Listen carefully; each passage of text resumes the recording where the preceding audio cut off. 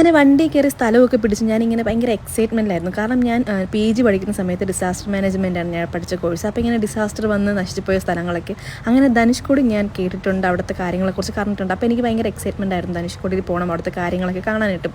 ഒരു വീട് പോലും അവിടെ ഇല്ലായിരുന്നു കേട്ടോ, അത്രയ്ക്കും പ്ലെയിനായിട്ട് ഫുള്ളും കാട്, പിന്നെ ഭയങ്കര അപ്പുറത്തും ഇപ്പുറത്തും കടൽ, ഭയങ്കര കാറ്റായിരുന്നു. പിന്നെ അവിടുത്തെ പ്രത്യേകത എന്ന് പറയുമ്പോൾ മണ്ണൊക്കെ ഭയങ്കര വൈറ്റ് സാൻഡായിരുന്നു.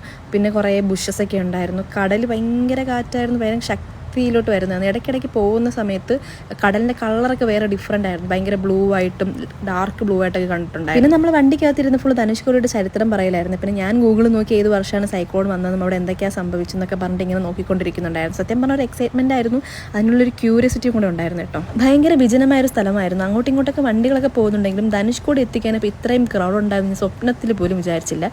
പിന്നെ നമ്മുടെ TV-ക്കയുടെ കൊടി കണ്ടപ്പോഴത്തേക്ക് എല്ലാവരും എന്നെ നാക്കുന്നുണ്ടായിരുന്നു. പക്ഷെ ഞാൻ ഓക്കെ എന്ന് പറഞ്ഞ് ഞാൻ അതങ്ങ് സഹിക്കുന്നുണ്ടായിരുന്നു. ഇനി ധനുഷ്കോടിയിൽ വരുന്നവരുടെ പ്രത്യേക ശ്രദ്ധയ്ക്ക് ചേച്ചി കുറച്ച് കാര്യങ്ങളൊക്കെ പറഞ്ഞുതരാം, അങ്ങ് ശ്രദ്ധിക്കുക. അതായത് ഒന്നാമത്തെ കാര്യം, സ്ലീവ്ലെസ് ഇട്ടിട്ട് വരാതിരിക്കാൻ ശ്രമിക്കുക. സ്ലീവ്ലെസ് ഇട്ടുകൊണ്ട് വരുവാണെങ്കിൽ നമ്മൾ കരിഞ്ഞ് പണ്ടാരടങ്ങിപ്പോൾ അമ്മാതിരി വേല. ഇനി രണ്ടാമത്തെ കാര്യം, ഇവിടെ നെറ്റ്വർക്ക് ഇല്ല, റേഞ്ച് ഇല്ല, അതുകൊണ്ട് തന്നെ GPay ഒന്നും വർക്ക് ആവത്തില്ല. അതുകൊണ്ട് ലിക്വിഡ് മണി കൊണ്ടുവരാൻ ശ്രമിക്കുക, അല്ലെങ്കിൽ നമ്മൾ പെട്ടുപോകും. ഇനി മൂന്നാമത്തത് വെള്ളം മാക്സിമം കയ്യിൽ കരുതാൻ ശ്രമിക്കുക, അല്ലെങ്കിൽ നമ്മൾ ഡീഹൈഡ്രേറ്റ് ആയിട്ട് അങ്ങ് ചത്തുപോകും. ഈ ഒറ്റപ്പെട്ട സ്ഥലത്ത് ഇത്രയും അധികം ആൾക്കാരൊന്ന് ആലോചിച്ച് നോക്കിയാൽ, ഇവിടെ ഈ കച്ചവടം ചെയ്യുന്ന ആൾക്കാരൊക്കെ കുറച്ചങ്ങ് ദൂരെയാണ് താമസിക്കുന്നത്.